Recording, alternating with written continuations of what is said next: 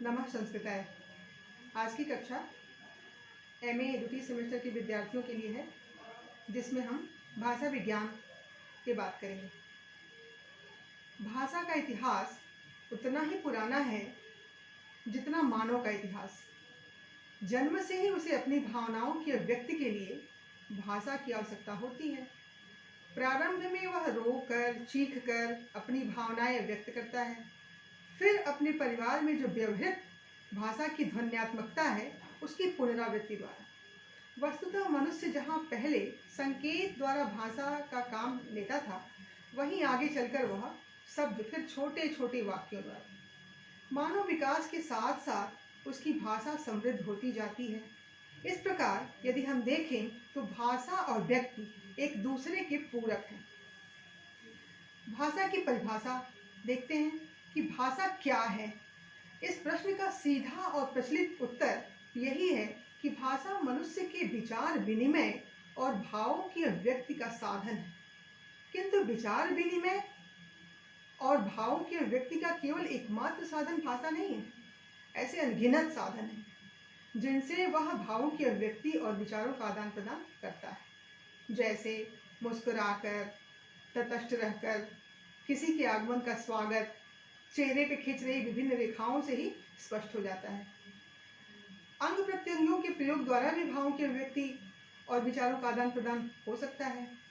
जैसे गार्ड की हरी झंडी, इंजन की सीटी, चौराहे की लाल बत्ती जिसे देखकर गाड़ियां रुक जाती हैं और इशारे से फिर आगे बढ़ पड़ती हैं।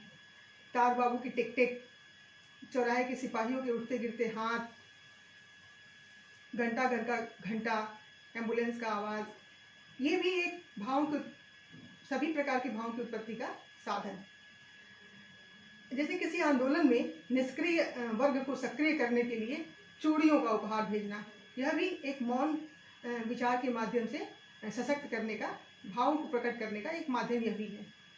अब यदि भावों की अभिव्यक्ति और विचारों के आदान प्रदान के उपयुक्त सभी माध्यमों का विश्लेषण किया जाए तो यह स्पष्ट हो जाता है कि उसे वैज्ञानिकता की संज्ञा तो नहीं दी जा सकती।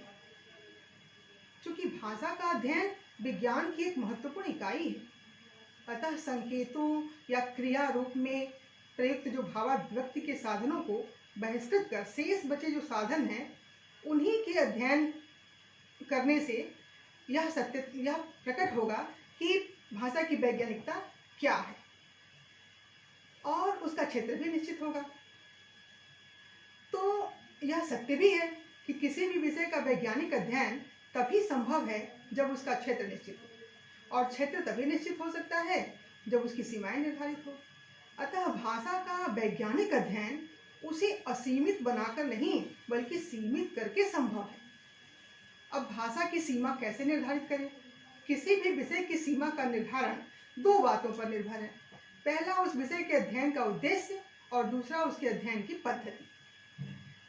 तो भाषा विज्ञान की दृष्टि से भाषा के अध्ययन का उद्देश्य उसकी उस आंतरिक संरचना का विवेचन, विश्लेषण और उसकी जानकारी प्राप्त करना है, जिसके द्वारा वह क्रमबद्ध रूप में विचारों को अभिव्यक्ति प्रदान करता है।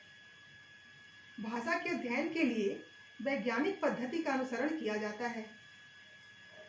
सुनिश्चित उद्देश्य एवं सुनिश्चित अध्ययन पद्धति के कारण भाषा की दो सीमाएं निर्धारित की गई हैं, एक मानवीयता और दूसरा तथ्यता। तो पहली सीमा के कारण भाषा विज्ञान में केवल मानव भाषा का ही अध्ययन होता है, और दूसरी सीमा के कारण विचार विनिमय, भावों की अभिव्यक्ति, केवल उस साधन को ही भाषा माना जाता है जिसमें कथन की क्रिया हो। अब प्रश्न उठता है कि कथन कौन सी क्रिया है? क्या कुत्ते को बुलाने के लिए जो कथन किया जाता है वह कथन क्रिया है? या चुंबन, यह शब्द, क्या यह कथन है? तो उत्तर होगा नहीं। वस्तुतः किसी क्रिया को कथन तभी कहा जा सकता है जब प्रकृति प्रदत्त उच्चारण अवयवों द्वारा ध्वनियों का हेतुपूर्वक उच्चारण किया गया हो। अतः अब उच्चारित स्वनों और स्वनों द्वारा अभिव्यक्त हेतु ही वह तत्व है जो किसी क्रिया को कथन का स्वरूप प्रदान करते हैं। भाषा की इन दोनों सीमाओं पर शंका व्यक्त की जा सकती है, प्रश्न भी उठाया जा सकता है। या प्रश्न भी हो सकता है कि केवल मनुष्य की भाषा का ही अध्ययन क्यों किया जाए? क्या अन्य प्राणियों की भाषा नहीं है? अन्य प्राणियों की भाषा का अध्ययन क्यों नहीं किया जाता? तो चूंकि भाषा एक सामाजिक व्यवहार है, अतः इस प्रश्न के उत्तर के लिए हमें भाषा के विविध रूपों और विभिन्न जीवों की भाषा को दो कसौटियों पर कसना होगा। लेकिन इस विषय पर विस्तृत चर्चा करने के लिए पहले हमें यह जानना अत्यंत आवश्यक है कि भाषा विज्ञान शब्द की व्युत्पत्ति कब और कैसे हुई। तो अब हम इस प्रश्न पे आते हैं, मूल प्रश्न पे, कि भाषा शब्द मूल रूप से पाश्चात्य विद्वानों की देन है। प्राचीन समय में भाषा विषय विभिन्न अंगों के अध्ययन के लिए अलग अलग शब्द प्रचलित थे, जैसे शिक्षा, निरुक्त, व्याकरण, प्रतिसाख्य, ये सारे शब्द इसके लिए प्रयोग किए जाते थे। इनका संबंध भाषा के किसी अंग विशेष से रहता था और वर्तमान भाषा विज्ञान का प्रारंभ सन 1786 ईस्वी में सर विलियम जोन्स के संस्कृत, लैटिन, ग्रीक का जो उन्होंने तुलनात्मक अध्ययन किया था, उसी में संकेत से शुरू हुआ। भाषा विज्ञान को पाश्चात्य देशों में कंपैरेटिव ग्रामर या कंपैरेटिव फिलोलॉजी आदि नाम से जाना जाता है। भाषा विज्ञान सदा कंपैरेटिव ही होता है, इसलिए इसका फिलोलॉजी नाम सर्वाधिक प्रसिद्ध है। अब फिलोलॉजी शब्द कहाँ से आया? तो फिलोलॉजी शब्द जो है ग्रीक भाषा के दो शब्दों को मिलकर बना है, जिसमें फिलो और लॉजी। तो फिलो को ग्रीक भाषा में फिलोस अर्थात प्रेमी या प्रिय, और लॉजी तो ग्रीक भाषा में लोगिया एवं लैटिन भाषा की लोगिया अर्थात ज्ञान की शाखा या विज्ञान शब्द के मेल से बना।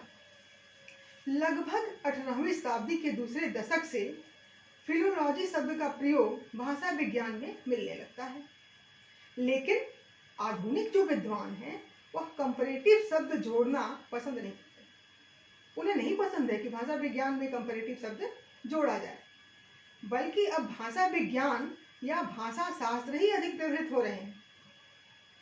लेकिन ये दोनों शब्द फिलोलॉजी या लिंग्विस्टिक्स के रूपांतरण या भावानुवाद ही समझना चाहिए। अब हम देखते हैं कि भाषा या विज्ञानम भाषा विज्ञानम विशिष्टम ज्ञानम विज्ञान। अब भाषा विज्ञान के विषय में संक्षेप में यह कहा जा सकता है कि भाषा विज्ञान वह विज्ञान है जिसमें भाषा का सर्वांगीण विवेचनात्मक अध्ययन प्रस्तुत किया जाता है। आचार्य कपिल ने भी भाषा विज्ञान के विषय में लिखा है, भाषा या यत्तु विज्ञानम सर्वांगे व्याकृतात्मक विज्ञान दृष्टि मूलम तद भाषा विज्ञान उच्यते। अनेक विद्वानों ने भाषा विज्ञान की अनेक परिभाषाएं की हैं, जिसमें उन्होंने भाषा के विविध पक्षों का संकलन किया है। प्रसिद्ध भाषा विज्ञानी भोलानाथ तिवारी ने अपनी पुस्तक में लिखा है भाषा विज्ञान के विषय में। भाषा विज्ञान की परिभाषा भोलानाथ तिवारी की है। ये कहते हैं कि भाषा के विज्ञान, भाषा के वैज्ञानिक अध्ययन को ही भाषा विज्ञान कहते हैं। वैज्ञानिक अध्ययन से हमारा तात्पर्य सम्यक रूप से भाषा के बाहरी और भीतरी रूप एवं विकास आदि के अध्ययन से है। अब भाषा विज्ञान वह है जिसमें भाषा विशिष्ट, कई और सामान्य का समकालिक, ऐतिहासिक, तुलनात्मक और प्रायोगिक दृष्टि से अध्ययन और तद विषयक सिद्धांतों का निर्धारण किया जाता है। ये डॉक्टर भोलानाथ तिवारी की भाषा विज्ञान पुस्तक में उनकी परिभाषा है। इसी प्रकार एक प्रसिद्ध भाषा वैज्ञानिक हैं मंगलदेव शास्त्री।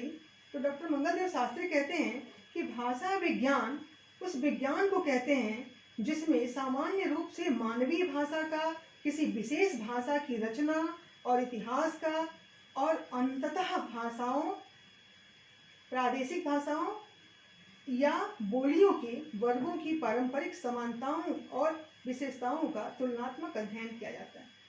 भाषा विज्ञान में तुलनात्मक अध्ययन की बात मंगलदेव शास्त्री ने भी अपनी पुस्तक में किया है। इस प्रकार से एक और महत्वपूर्ण परिभाषा है देवेंद्र नाथ शर्मा जी की, कहते हैं कि भाषा विज्ञान का सीधा अर्थ है भाषा का विज्ञान, और विज्ञान का अर्थ है विशिष्ट ज्ञान। इस प्रकार भाषा का विशिष्ट ज्ञान भाषा विज्ञान कहलाएगा। इन भाषा वैज्ञानिकों का जो भाषा पर हमने उनकी परिभाषा पढ़ी, तो वस्तुतः भाषा विज्ञान की परिभाषा में अध्ययन के प्रकारों, भाषा के स्वरूप एवं परिवर्तन के कारणों आदि का पूर्णतया उल्लेख ना तो संभव है और ना ही अभिष्ट ही है।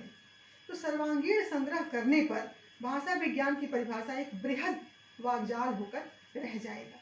इसलिए भाषा विज्ञान पर जो महत्वपूर्ण परिभाषाएं हैं, इनका उद्धरण करते हुए मैं आज की कक्षा यहीं पर